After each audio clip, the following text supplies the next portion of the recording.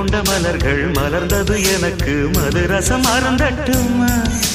விடுகின்ற வரையில் முடிகின்ற வரையில் கவிதைகள் எழுதட்டுமா